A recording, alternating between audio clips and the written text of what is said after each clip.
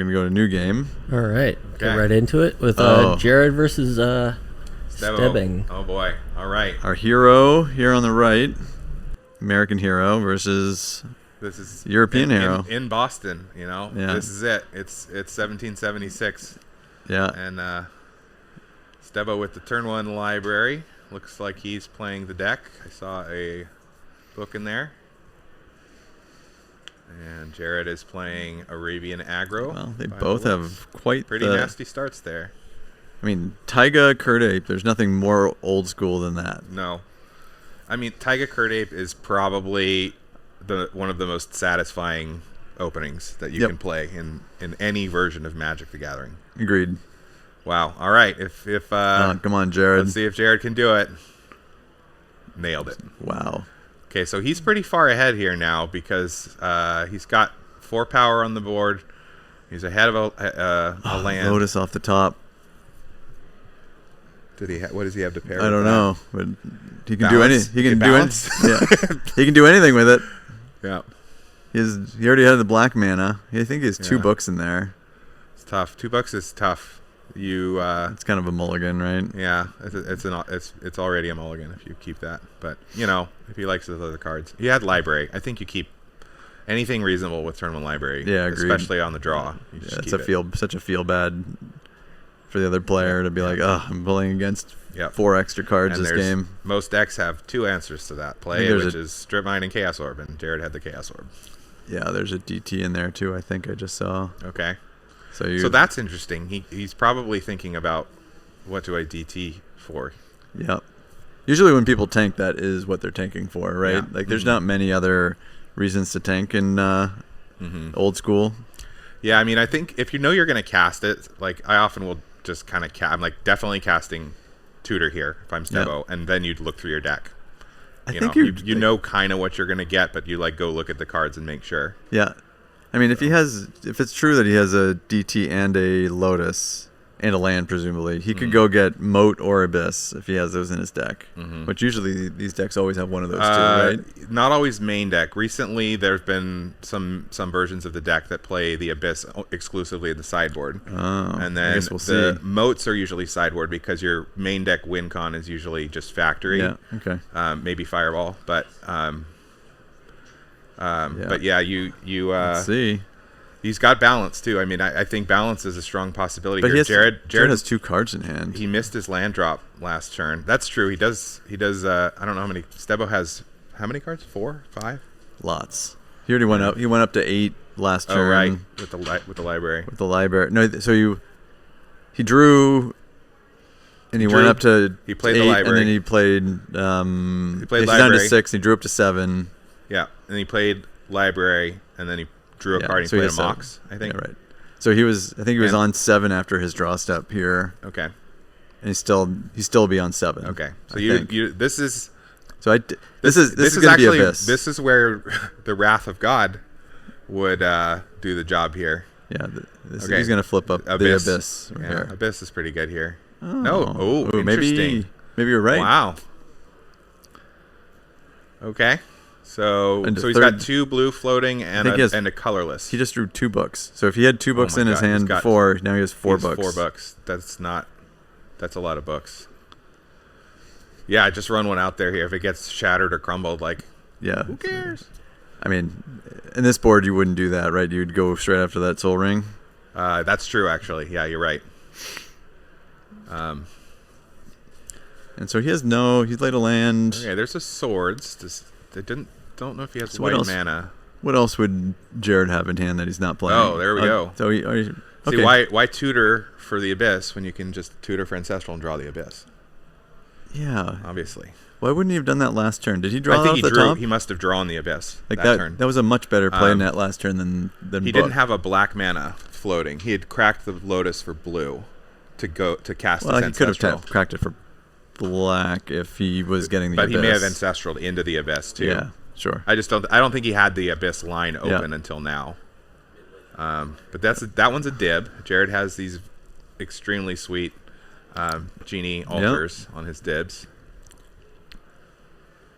But the Abyss is still in play. It is still in play. It looks like it's not in play. Yeah. But yeah, the Abyss could take this game over. Yeah, you know, if you're the deck and you're at 10 life, you're totally not worried. It's very different from the last match when Elliot, you know, if he's at 10 or 8 or something. He did have a shatter. He has a shatter. Yeah. Yeah, I don't know. I'm not sure why you don't shatter the book. Or the Soul Ring. Or the Soul Ring. He must have drawn that in the most recent turns. That's okay. Yeah, there's the shatter. So he takes the book. Little does he know, there's 3 right behind it. Yeah, right. Stebo's hand. Yeah, Stebo's there's a counter spell for Stebo. So I think if you've got, this is a good situation for Stebo now. He's got the Abyss. Yeah, he's controlling the creatures. This game is. He's got a counter spell. He's got a book, and that's kind of this. Now it's a matter of Jared finding all his bolts. He's got to just burn him out and not get him. You know, not have Stebo have enough counter spells. Yeah, he has to find the time to burn him out. I mean, there's only 5 counters in the deck, right? So yeah, but there's usually at least 1 and often 2 recalls, and a late game pattern is that you've drawn a bunch of lands or whatever with the book. You recall for like 4, and you grab all of your counter spells. Yeah, but that means he has to survive that long. Yeah, but and then he has swords for his own factories. He has Divine Offering if those are main deck. He's got a lot. It doesn't look like it yet. Maybe if people aren't familiar with playing the deck, like as a pilot, but Stebo is in full command of this game at this point. Yeah, I agreed. It's like 1,000%. I think it's clear. It's clear. It would be completely fair for Jared to scoop here. You know, playing on stream, maybe he wants to give it a shot. But you also want to think about time here if you're Jared. Okay. He's just Jared's in the only game plan he has is to accumulate resources, being land and spells, and then try to just launch them all in one turn, right? Yeah. And Stebo is playing tight, he's keeping his blue mana open, and he's very experienced at the deck. You're unlikely to see him make a mistake in how he taps. He's a great player. Yeah. He's okay.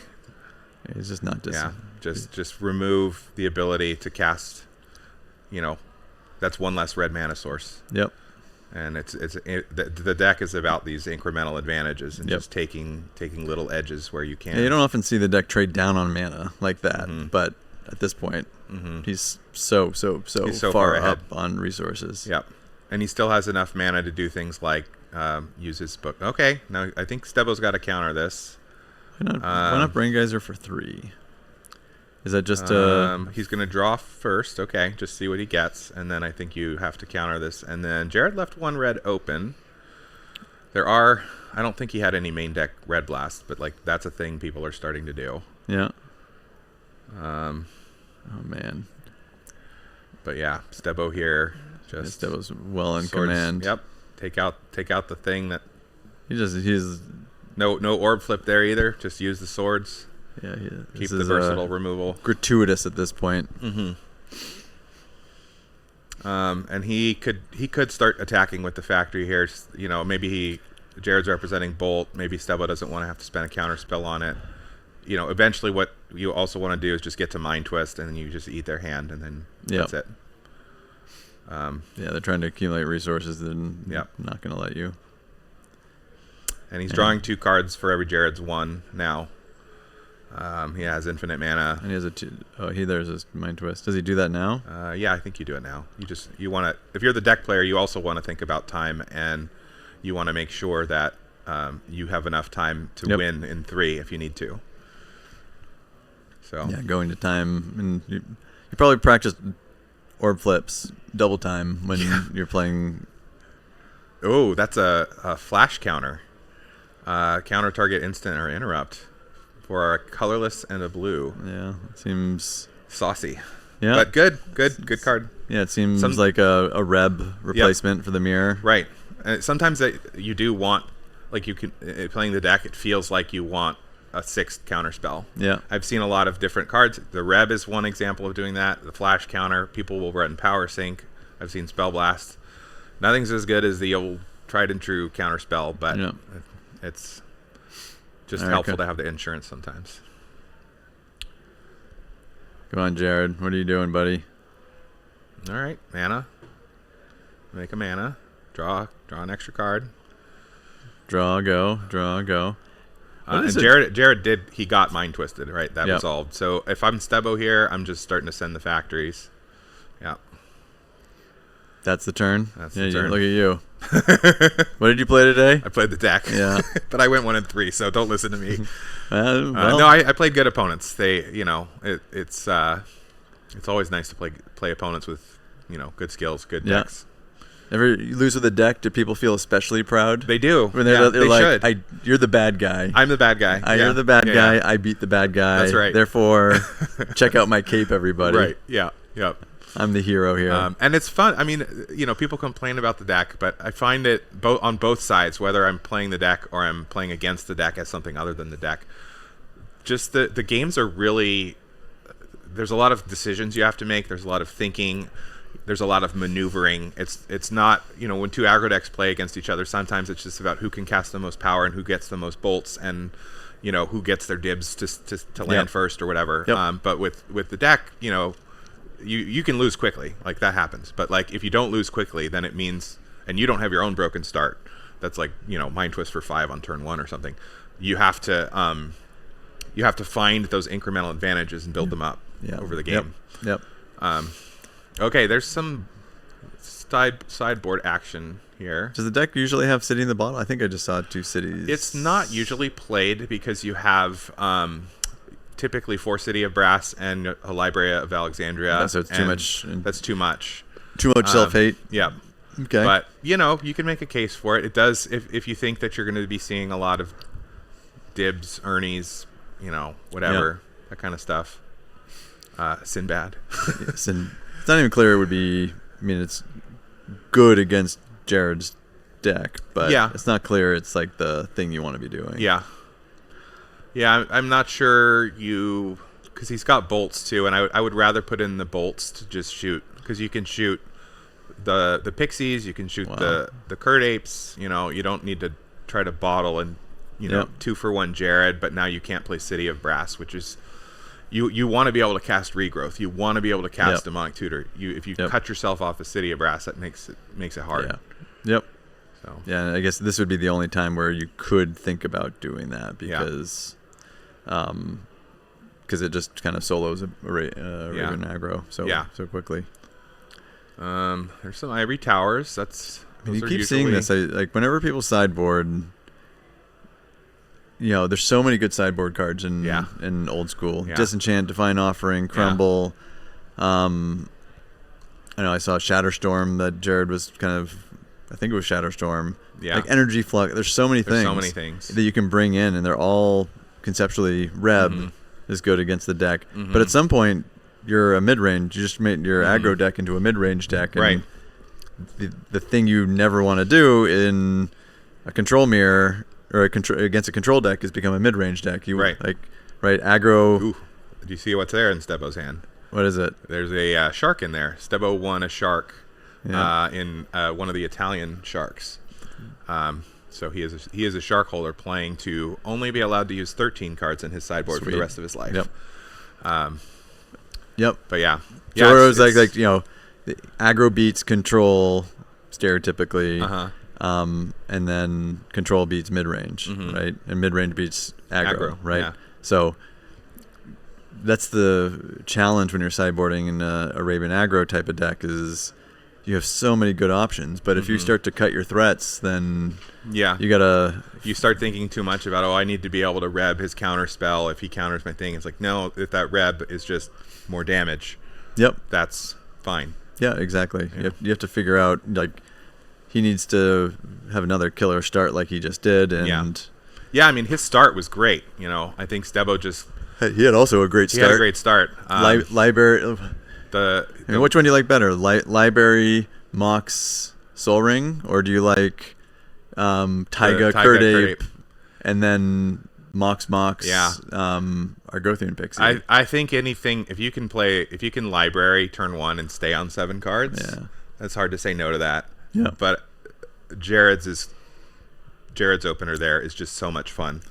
It's so much. It's so much pure. Yeah. Right. It's a pure good opener as opposed to the feel bad. I don't know what all the play groups were like back in the mid 90s, but in my play group there was 0 people playing Library of Alexandria, and all anyone wanted to do was play Curt Apes. Yeah. And you could finally find them after Revised came out.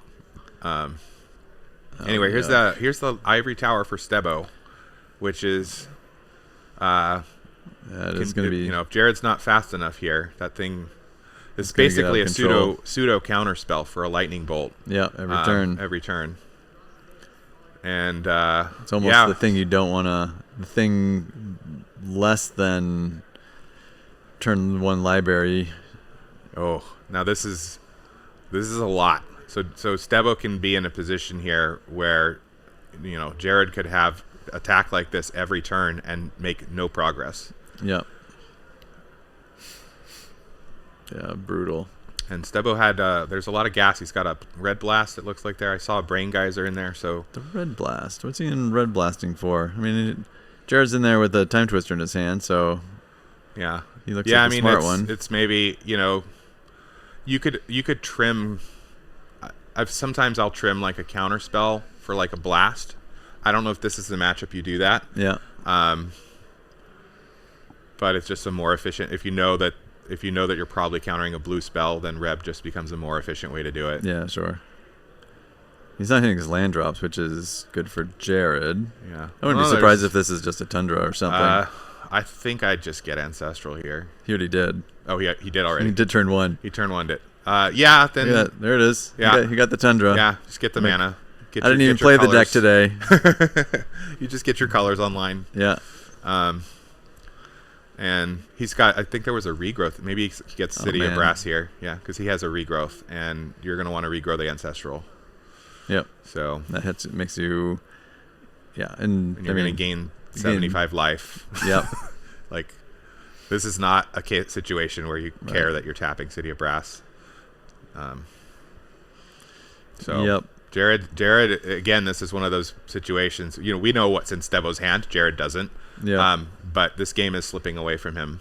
Oh, I mean, it seems like it already did. Yeah. I mean, this is the deck playing the beatdown right here. Yeah. Right. Sure. Yeah. Take 6, gain 6. Gain 6. All right. Cool. Yeah, and then next turn you get to regrow your Ancestral, and you probably just fire it off, but you can also do, you know, silly things like with the Ivory Tower triggers on the stack. Okay, that's a good play for Jared. Yep. At least making some progress. I think you'll trade a factory for an Ivory Tower there every day. Yep. Well, in that case, it's a factory and a shatter for an Ivory Tower and a disenchant or Divine Offering. Yeah. One of the two. So Jared could be getting back into this. I mean, he's probably thinking about how he's going to resolve Time Twister. Yeah. Well, you notice how Richard does not have a counterspell. He's been repping a counterspell every turn. Yeah, that's one of those. Does not have one. That's one of those kind of like we were talking about before, the like level situations here. Do you make them have it? What do you do if you're Jared here? Do you just fire off the Time Twister and make him have it? I mean, he's been... Well, I think at this point, with a Ancestral... Oh, man. I would... 100%. He doesn't have it. That's 3 lands for Stebo. Yeah, that's great. Did he lay a land this turn? I don't know if I lost track. He did not. Yeah. So Stebo laying a land, repping a counterspell. Yeah, I feel like he could do this and then, take him off red. Okay, now he does this if he has the Reb. This is where that mana efficiency is useful. Jared doesn't have the Time Twister anymore, but and it is a sideboarded game, so Jared will know to plan around the possibility of a blast. But if our hero Jared was gonna win this game, he needed Time Twister right there. The land drop Time Twister. Yeah. But it would have gotten blasted. So did he have? Oh, he had a mana up. Yeah, you're right. Yeah, Stebo had the volcanic island. You're right. That's. But that's where Jared could decide to just make him have it. It's literally Red Blast or nothing, and the Time Twister resolves. And then you go up 4 cards or whatever. Yep. All right.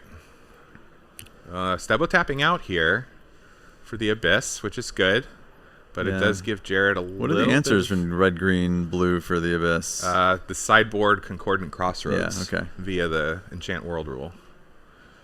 Is that copper tablet? Copper tablet. Interesting. It's copper tablet. It seems like a win condition for Richard at this point. Yeah, I mean it's kind of a symmetric clock, so yeah. Damned if you do, damned if you don't. It's tough. I don't know if it kind of counters the Ivory Tower a little bit, but yeah. Does he attack with Mistress Factory? I'd send the Factory. It can't block the Pixies. You turn the corner yet? You have an opportunity to squeeze in the damage. You're not going to use your mana for anything else, unless he has a book. If he has a book, I'd cast a book here and keep Counterspell, or the appearances thereof up. Oh, there's the Geyser for 3. Again, representing the Counterspell, and again drawing mana sources. Yeah, still not having it. Really, Ivory Tower doing a lot of work here, showing you why people play it. Yep. Okay. Oof, there it is. Yeah, Jared's not having it. Slams it in disgust. He's not having a good time. No, and he's a good, nice guy, but I've also been on the other side of this, and it's just not fun to be under the grip of the deck. Yeah. What is your over/under top 16 number of decks tomorrow? Like of the deck in top 16? Yeah. I'd go 9.5. I would pick the under on that one. You would? I would do under 9.5. Mace is taking the over? Okay. Really? I'm making the book. What's the bet? I don't know. Maybe some push-ups or something? Not much of a betting man. It's more fun to make the lines than it is to cast the bet. I mean, if you look at the top 8s of even NoobCon, they're not. They're all. But I feel like I think the representation is very high here. Like the best players here are all on the deck. There's some very good players who are playing other things. There's the triple S deck. There's the triple Sage deck. There's Lion Dib Burn. Yeah. There's Lion Togs, Twiddle Vaults. So there's like other decks people are playing that are good decks. But I just think so many people, this is the shark coming to America. This is Swedish.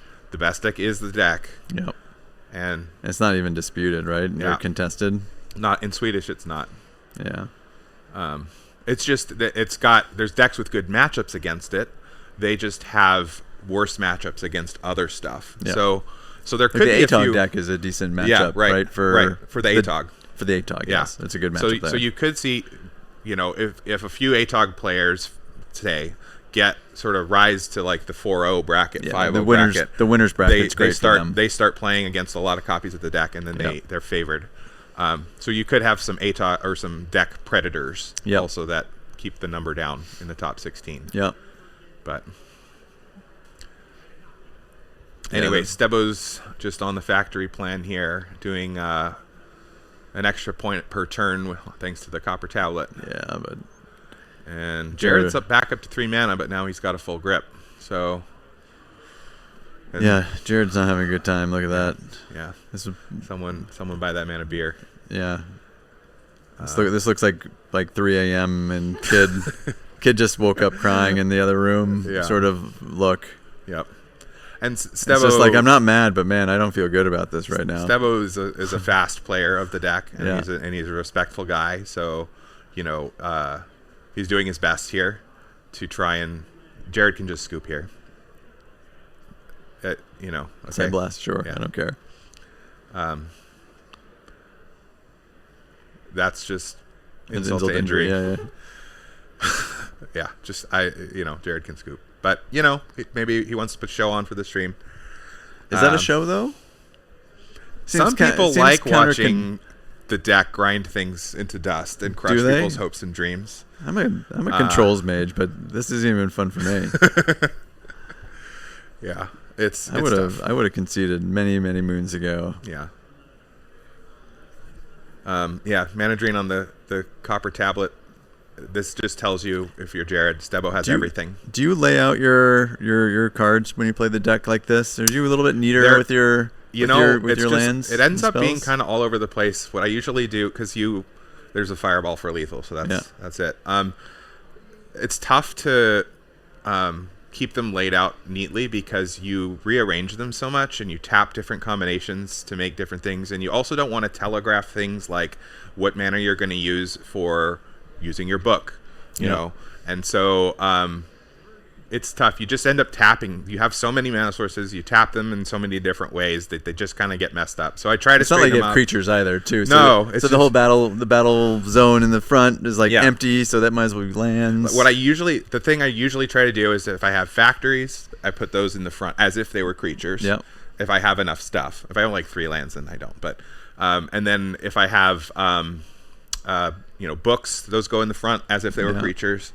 Abyss. Anything that's really sort of doing more than just making mana. What about your planeswalkers? Where do your planeswalkers go? I'm the planeswalker. It goes behind the table.